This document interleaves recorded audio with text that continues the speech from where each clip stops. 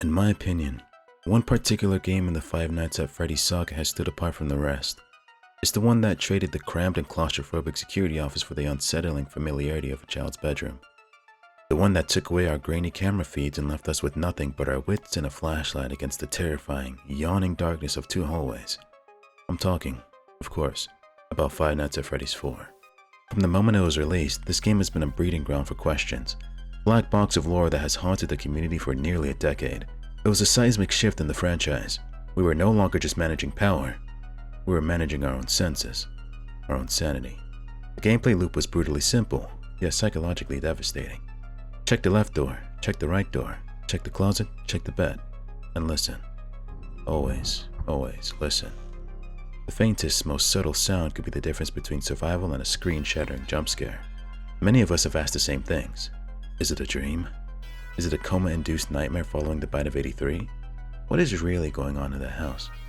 The game's mechanics are uniquely terrifying because they tap into a primal, childhood fear. The vulnerability, the reliance on listening for the faintest breath or footstep in the dark. It's a personal kind of horror that feels deeply psychological. For the longest time, the prevailing theory was simple. It was all in the crying child's head.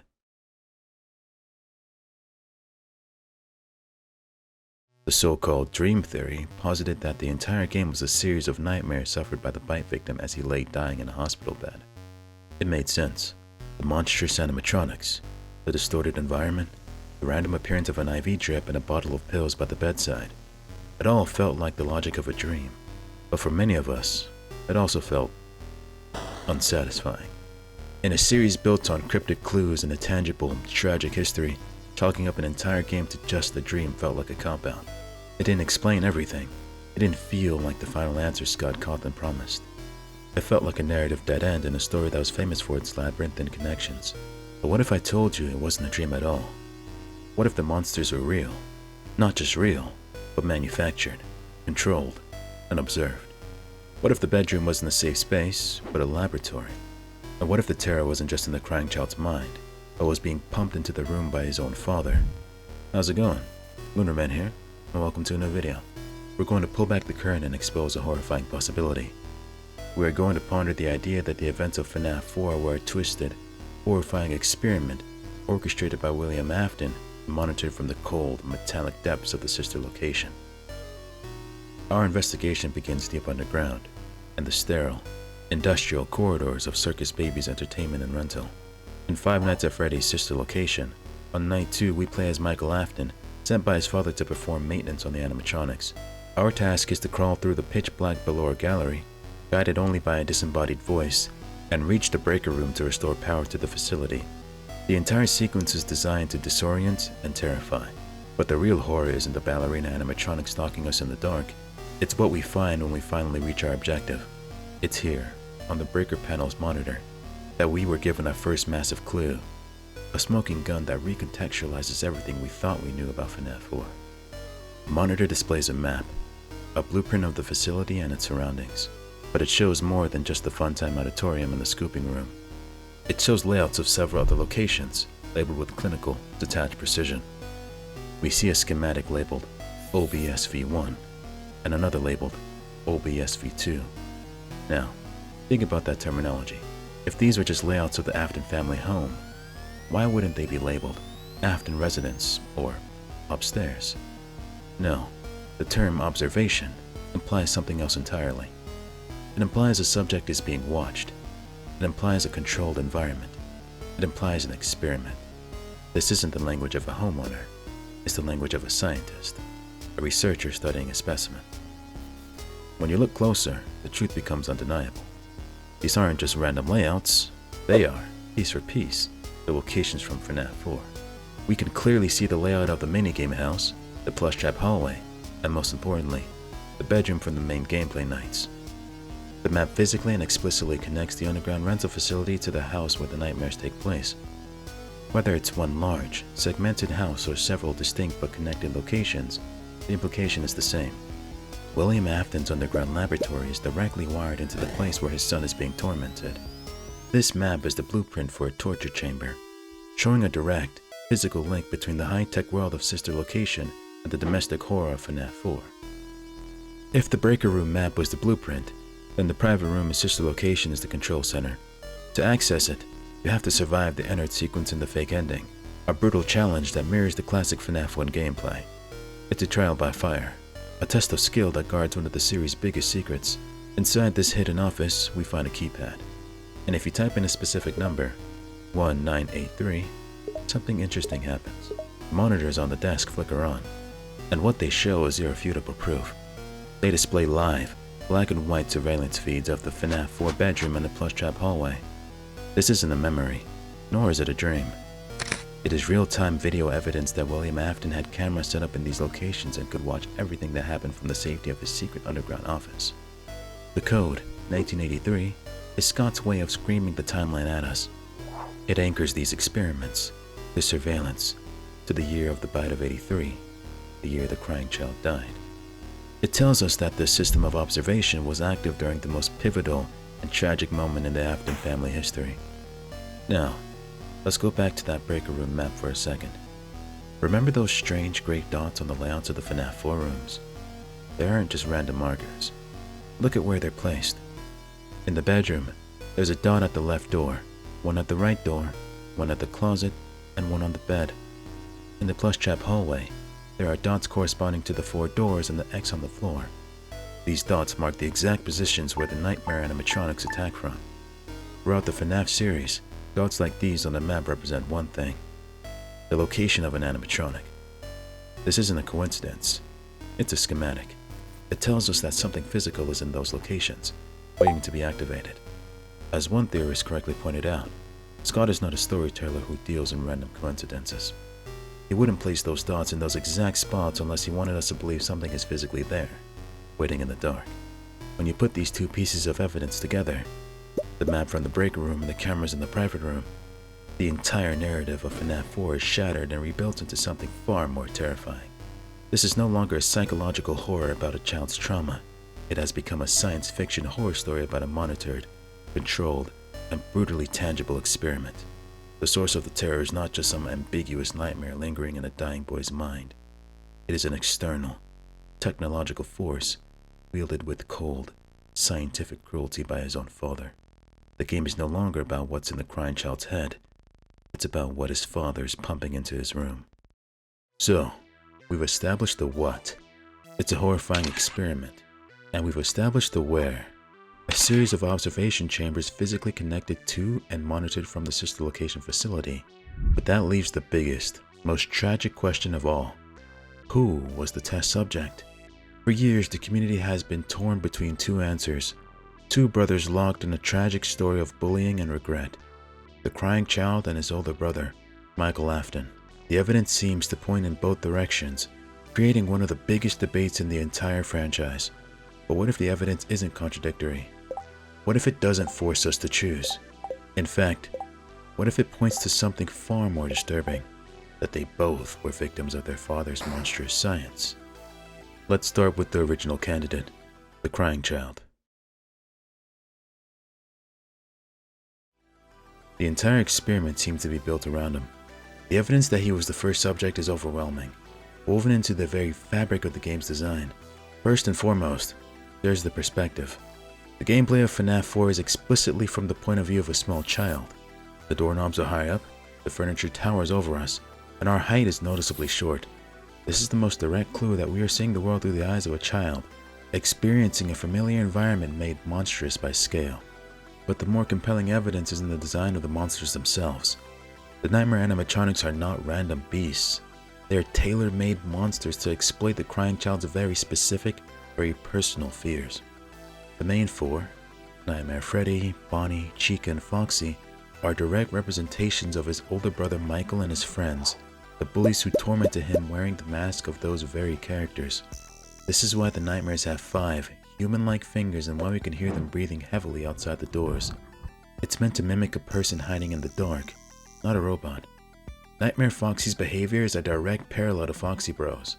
He hides in the closet, just as Michael hid in the house to scare his brother, and his jump scare even shares the same sound effect as when Michael jumps out from behind the TV in the minigames. The connections go even deeper, into the darkest corners of the Afton family history.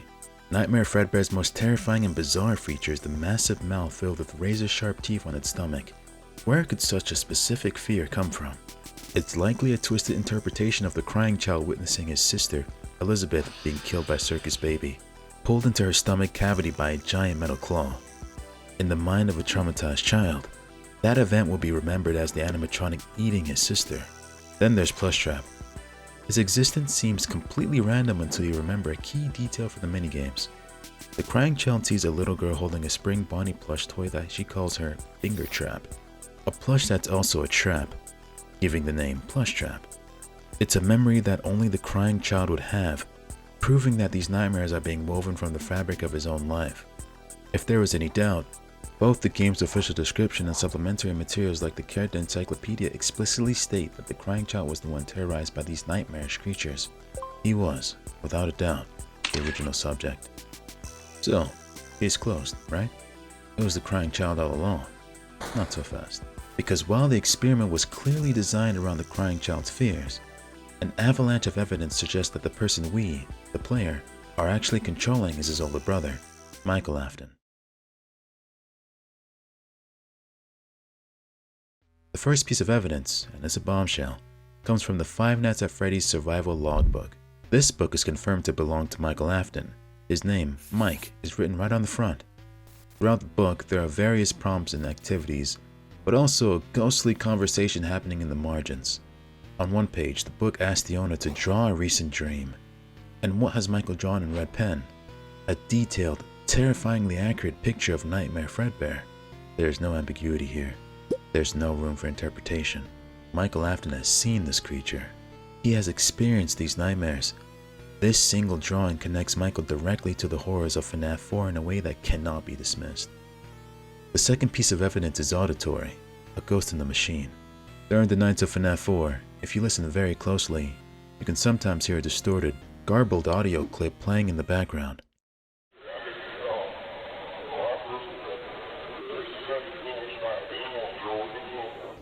When fans isolated this sound and played it in reverse, they discovered it was a snippet of the Night 1 phone call from the original Five Nights at Freddy's.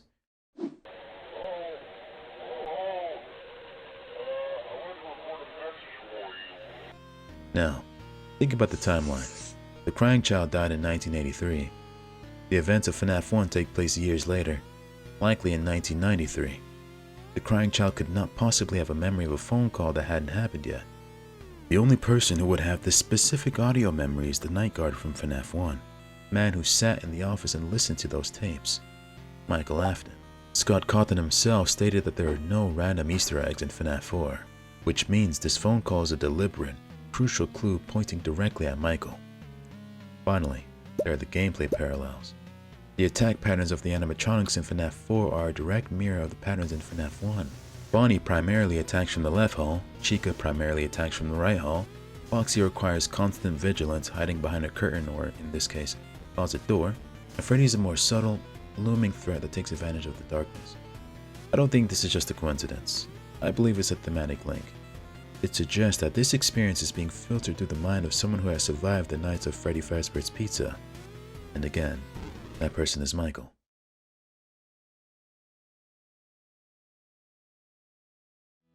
So how do we reconcile this? How can the nightmares be based on the crying child's fears, yet the player is clearly Michael? The evidence isn't contradictory, it's chronological. The experiment was created for the crying child, but it didn't end with him. Here's the likely and most tragic narrative. William Afton creates his fear experiment and uses his youngest, most terrified son as the first test subject. Then, Michael's foolish prank goes horribly wrong, and he inadvertently causes the death of his brother. William, a man who is not just a killer but a master of psychological cruelty, sees not just a family tragedy, but an opportunity, a twisted form of punishment, and a way to continue his valuable research. He forces his now guilt-ridden older son, Michael, into the very same experimental chamber. This unified theory explains everything. It resolves every piece of conflicting evidence. Why does Michael see monsters based on his dead brother's fears, like the bullies in Plushtrap? Because he's in the same machine, experiencing the same technologically induced hallucinations. The software of the nightmare was programmed for the crying child, and now Michael is being forced to run the same program. This also explains the strange perspective. We see the world from the height of a small child because Michael is being forced to see through the eyes of his younger brother, a key component of the psychological torture. The evidence pointing to Michael, like his drawing of Nightmare Fredbear in the logbook, doesn't contradict the crying child's involvement. It simply confirms that Michael experienced the experiment after his brother's death. The auditory clues, like the garbled FNAF 1 phone call that only Michael could remember, show how his own unique trauma and memories are bleeding into the pre-programmed nightmare, creating a horrifying fusion of two brothers suffering. And what about the strange items that randomly appear by the bedside? The IV drip, the bottle of pills, the vase of flowers. While these would represent the crying child's actual hospital stay, for Michael, there is something else entirely. They aren't physically there. They are Michael's guilt-ridden memories of his brother's final days, projected into the nightmare as a constant, agonizing reminder of what he did. He isn't in the hospital bed. He's being forced to remember it, to see the consequences of his actions over and over again. Michael isn't just fighting monsters. He's fighting his brother's legacy, filtered through his own unbearable guilt. We've established the what, the where, and the who. Now we must tackle the how. How did William Afton, a robotics engineer and serial killer, create such vivid, lifelike horrors? The lore points to two possible, and technologically similar, answers that reveal the depth of his scientific depravity. The first possibility comes from the FNAF novel trilogy, specifically the twisted ones. In the books, William Afton creates a set of twisted animatronics that bear striking resemblance to the nightmares. These animatronics are equipped with a small, coin-sized device called an illusion disc. These discs emit a constant, high-frequency sound that messes with the brain's perception, causing it to fill in the blanks with what it expects, or more importantly, what it fears to see. This technology perfectly explains why two people could look at the same animatronic and see two completely different things. This theory is heavily supported by in-game evidence. When you shine your flashlight on Nightmare Fredbear or Nightmare, a distinct, high-pitched ringing sound can be heard, possibly the sound of the disc activating. And most tellingly, there is Nightmare Fredbear's line from the Ultimate Custom Night. This time, there is more than an illusion to fear. He doesn't say nightmare, he doesn't say hallucination, he says illusion. The second, and perhaps more direct, canonical explanation comes from the Tales of the Pizzaplex book series. In the story Didophobia, this story explicitly confirms that the FNAF 4 bedroom is part of a long-running experiment where subjects are exposed to a potent, fear-inducing hallucinogenic gas.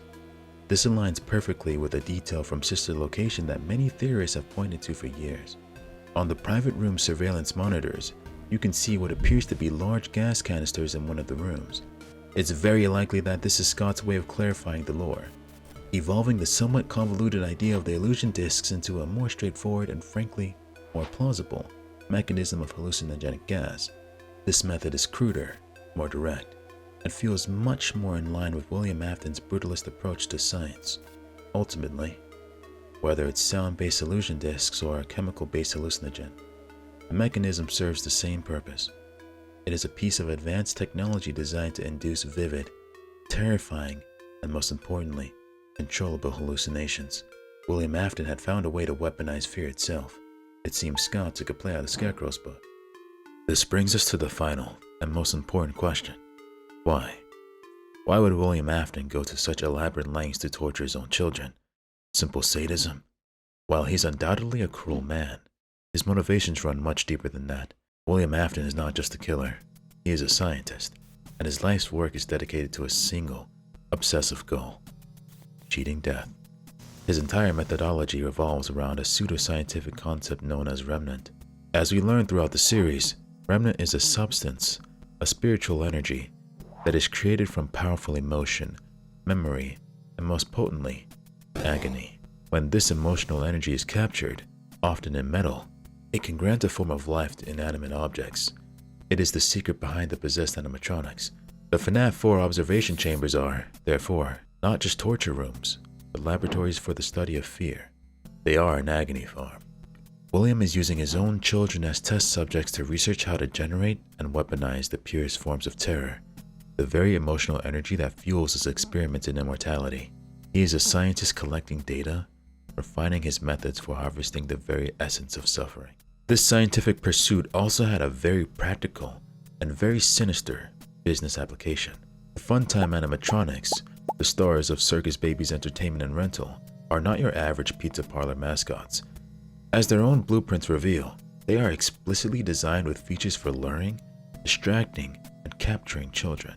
They are highly advanced killing machines disguised as friendly entertainers, equipped with voice mimicry, parental tracking sensors, and internal storage tanks.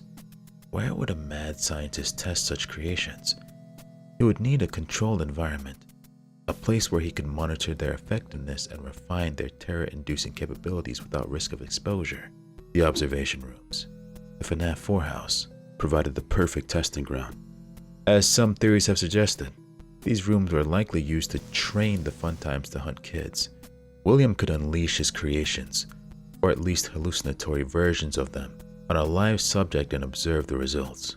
This makes the entire experiment a direct research and development wing for Afton Robotics, a way to perfect his murder machines before renting them out to unsuspecting birthday parties. When you understand this, you understand that the FNAF 4 experiment is the single most important key to unlocking the mind of William Afton. It's not a side story or a simple piece of backstory. It is the nexus where his scientific ambition, his technological genius, and his murderous practicality all converge into one horrifying project. His goal is immortality through Remnant. Remnant requires agony. The experiments are designed to produce and study that agony. This is his scientific purpose. The experiments use advanced technology like hallucinogenic gas to manipulate perception. This is his technological genius. The Funtimes are his tools for acquiring more subjects and more remnant in the real world. And the experiments serve to test and perfect those tools. This is his practical business purpose: science, technology, and murder. All three pillars of William's evil were forged and perfected in that small, dark bedroom. At this point, the evidence is clear, and the picture it paints is as clear as it is horrifying. Any remaining counter-arguments fall apart under the weight of this unified theory. Why would a father do this to his own children? Because to William Afton, they were never just his children. They were variables. They were test subjects in his grand, narcissistic quest for eternal life. Why does the gameplay of FNAF 4 feel so much like a dream? Because that's precisely what the technology was designed to simulate. A waking nightmare, a hyper-realistic hallucination from which there is no escape. The lines between reality and illusion were deliberately blurred, creating a perfect storm of psychological terror that could be measured, recorded, and replicated.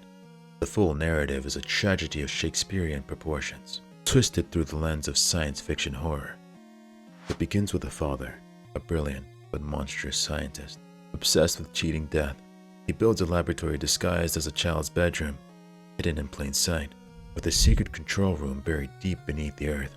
He uses his youngest son, already terrified of the family business, as his first guinea pig, tormenting him nightly with technologically induced versions of his worst fears, all while he watches and takes notes. When the older son, Michael, in a moment of reckless cruelty, causes the death of his brother, the father sees not only a tragedy, but an opportunity. He subjects his remaining son to the very same hell, a punishment born of unimaginable cruelty, cold, calculated continuation of his life's work. All of this is watched on a series of black and white monitors in a private office where the line between father and monster had long since ceased to exist. This is the true story of FNAF 4.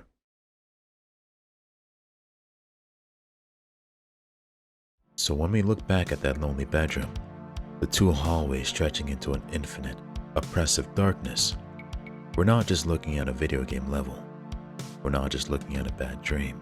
We're looking at the foundational trauma of the Afton family, a scientific atrocity whose echoes would ripple through every game, every tragedy, and every death that followed. It's the place where William perfected his evil, where the crying child was broken, and where Michael began his long, painful journey of atonement. So, like I stated throughout this video, the FNAF 4 nightmares weren't just a bad dream. They were a sister location experiment. The horror wasn't just in the shadows, it was in the science. Let me know your opinions on this theory down in the comments. If you enjoyed the video, make sure to drop a like and subscribe if you're new. See you in the next one.